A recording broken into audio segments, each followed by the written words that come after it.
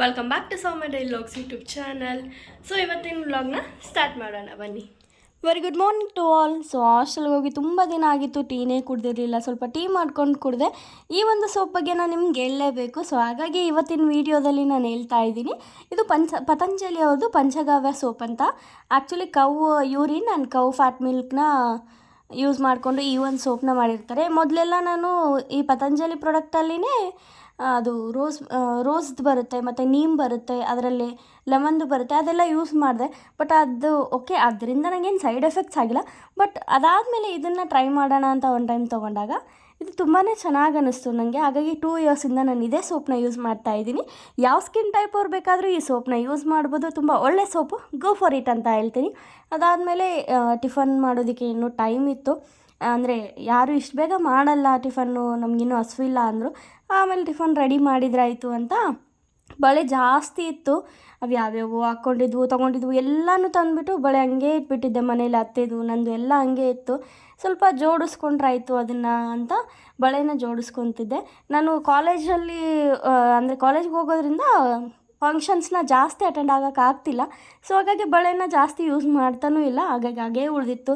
ಆ ಬಳೆನೆಲ್ಲ ಜೋಡಿಸ್ಕೊಂಡಿಟ್ಟಿದ್ದೆ. ನಮ್ಮ ಮಮ್ಮಿ ಅದರಲ್ಲಿ ಶ್ರೀಶೈಲಕ್ಕೆ ಹೋಗ್ತಾರೆ, ಅಲ್ಲೋದ್ರೆ ಇಲ್ಲೋದ್ರೆ ಬಳೆ ತರದೇ ಇರೋಲ್ಲ. ಎಲ್ಲೋದ್ರೂ ಬಳೆ ತೊಗೊಂಡ್ಬರ್ತಾರೆ. ನಾನು ಹಾಕೊಳ್ಳೋದು ಕಡಿಮೆ, ಅಂದರೆ ಸಿಂಗಲ್ ಹಾಕ್ತೀನಿ ಒಂದು ಅಷ್ಟೇ.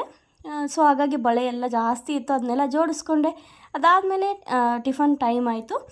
ಹಸುವಾಗಿರುತ್ತೆ, ಎಲ್ರಿಗೂ ಟಿಫನ್ ಮಾಡಿಕೊಟ್ರಾಯ್ತು ಅಂತ ನಾನು ಚುರುಮುರಿ ಸೂಸ್ಲಾ ಅಂತ ಹೇಳ್ತಾರೆ ಕೆಲವೊಂದು ಕಡೆ, ಬಟ್ ನಾವು ಇದಕ್ಕೆ ಒಗ್ಗರಣೆ ಅಂತ ಹೇಳ್ತೀವಿ. ಮಾರ್ನಿಂಗ್ ಟಿಫನಿಗೆ ಒಗ್ಗರಣೆನ ರೆಡಿ ಮಾಡಿಕೊಂಡೆ. ಈ ಒಗ್ಗರಣೆಗೆ ಹುಳಿ ಮತ್ತು ಅಂದರೆ ಹುಣಸೆ ಹುಳಿ ಹಾಕಿ ಜಾಸ್ತಿ ಹಿಟ್ಟು ಹಾಕಿದರೆ ತುಂಬ ಟೇಸ್ಟಿಯಾಗುತ್ತೆ. ಬಟ್ ನಮ್ಮ ಮನೇಲಿ ಹಿಟ್ಟು ಜಾಸ್ತಿ ಹಾಕಿದರೆ ತಿನ್ನಲ್ಲ, ಹಾಗಾಗಿ ನಾನು ಹಿಟ್ಟು ಕಡಿಮೆ ಹಾಕಿದ್ದೆ.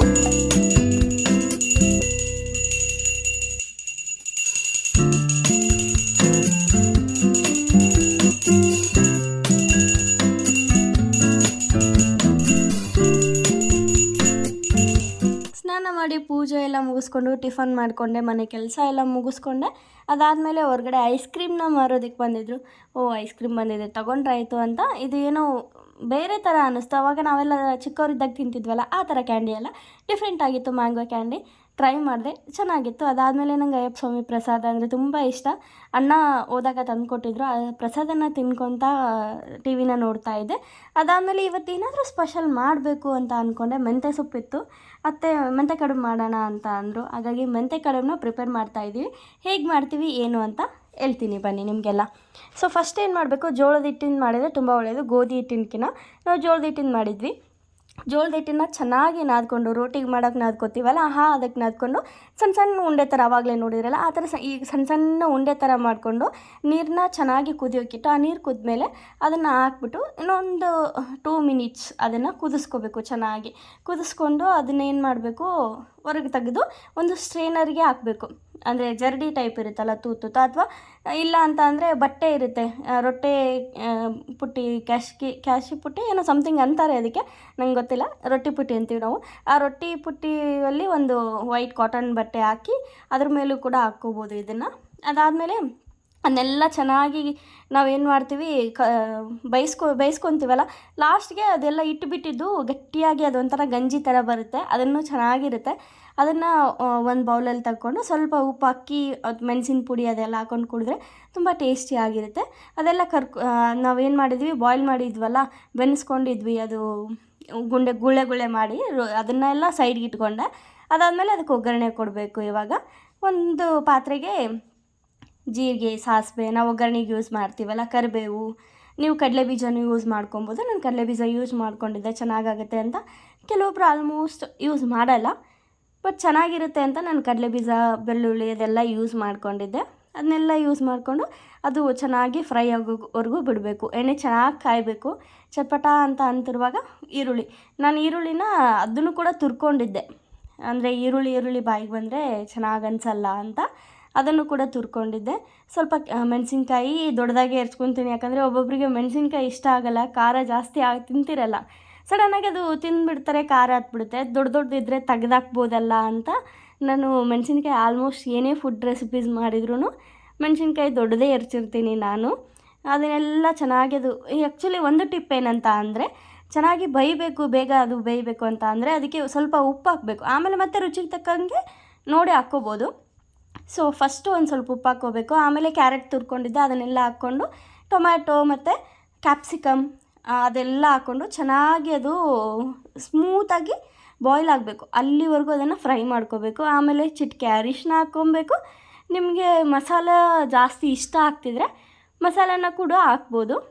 ನಾನು ಸ್ವಲ್ಪ ಕ್ವಾಂಟಿಟಿಯಲ್ಲಿ ಹಾಕಿದ್ದೀನಿ, ನೆಕ್ಸ್ಟ್ ಬರುತ್ತೆ ಮಸಾಲನೂ ಹಾಕ್ಕೋಬೋದು. ನಾನು ಲಾಸ್ಟಲ್ಲಿ ಮಸಾಲ ಹಾಕ್ತೀನಿ.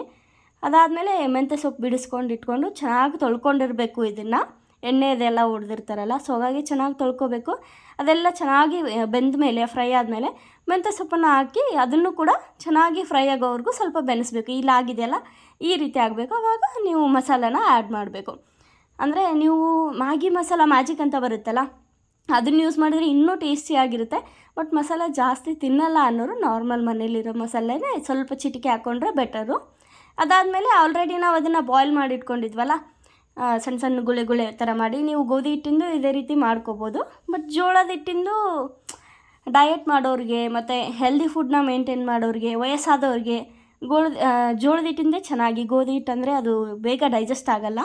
ಅದನ್ನೆಲ್ಲ ಚೆನ್ನಾಗಿ ಮಿಕ್ಸ್ ಮಾಡ್ಕೋಬೇಕು. ನಾವು ಅವಲಕ್ಕಿ ಹೆಂಗೆ ಮಾಡ್ತೀವಲ್ಲ ಸೇಮ್ ಅದೇ ರೀತಿ ಅದನ್ನು ಅವಲಕ್ಕಿ ಕಲಿಸ್ಕೊಂಡು, ನಾವು ಹುಳಿಗೆಲ್ಲ ಅವಲಕ್ಕಿ ಕಲಿಸ್ತೀವಲ್ಲ ಆ ರೀತಿ ಚೆನ್ನಾಗಿ ಇದನ್ನು ಕಲಿಸ್ಕೋಬೇಕು. ಇವಾಗ ರೆಡಿಯಾಗಿದೆ ರುಚಿಯಾದಂತಹ ಜೋಳದ ಹಿಟ್ಟಿನ ಮೆಂತ್ಯ ಕಡುಬು. ಇದು ಒಂಥರ ಪಾಸ್ತಾ ಅಂತಲೇ ಹೇಳ್ಬೋದು, ಜೋಳದ ಹಿಟ್ಟಿನ ಪಾಸ್ತಾ. ಚೆನ್ನಾಗಾಗಿತ್ತು. ಅದೆಲ್ಲ ಆದಮೇಲೆ ಈ ಊರಲ್ಲೇನೋ ಒಂಥರ ಚೆನ್ನಾಗಿ ಅಂಗಡೀಲಿ 5 ರೂಪಾಯಿ ಕುರ್ಕುರೆ ಬರುತ್ತೆ, ರೊಕ್ಕದ ಕುರ್ಕುರೆ ಅಂತಾರೆ. ಅದರಲ್ಲಿ ಗಿಫ್ಟ್ಸ್ ಎಲ್ಲ ಬರುತ್ತಂತೆ. ರಿಯಲ್ ಅಮೌಂಟ್ ಬರೋರಿಗೆ ರಿಯಲ್ ಬರುತ್ತೆ ಅಂತ ಹೇಳ್ತಿದ್ರು. But what ever it may be, ಅಲ್ಲಿ ಚಿಕ್ಕ ನೋಟ್ ಬಂದಿತ್ತು, ಅದು ಚೆನ್ನಾಗಿತ್ತು. ಸ್ವಲ್ಪ ತಲೆಯಲ್ಲಿ ನನಗೆ ಡ್ಯಾಂಡ್ರಫ್ ಜಾಸ್ತಿ ಆಗಿತ್ತು. ಸೊ ಏರ್ಸ್ ಕೂಡ ಏನೋ ಒಂಥರ ಡಲ್ ಅನ್ನಿಸ್ತಾ ಇತ್ತು. ಸೊ ಹಾಗಾಗಿ ನಾನು ಇವತ್ತು ಏರ್ ಕೇರ್ನ ಮಾಡಿಕೊಂಡು ತಲೆ ಸ್ನಾನನ ಮಾಡಿಕೊಂಡೆ. ಹೇರ್ ಕೇರ್ನ ಯಾವ ರೀತಿ ಮಾಡಿದೆ, ಡ್ಯಾಂಡ್ರಫಿಗೆ ನಾನು ಏನು ಯೂಸ್ ಮಾಡಿದೆ ಅನ್ನೋದನ್ನು ನೆಕ್ಸ್ಟ್ ವ್ಲಾಗಲ್ಲಿ ನಿಮಗೆಲ್ರಿಗೂ ತಿಳಿಸ್ಕೊಡ್ತೀನಿ. Stay tune for the next video. Subscribe ಮಾಡೋದು ಮಾತ್ರ ಮರೆಯೋದಕ್ಕೆ ಹೋಗಬೇಡಿ. Thank you for watching.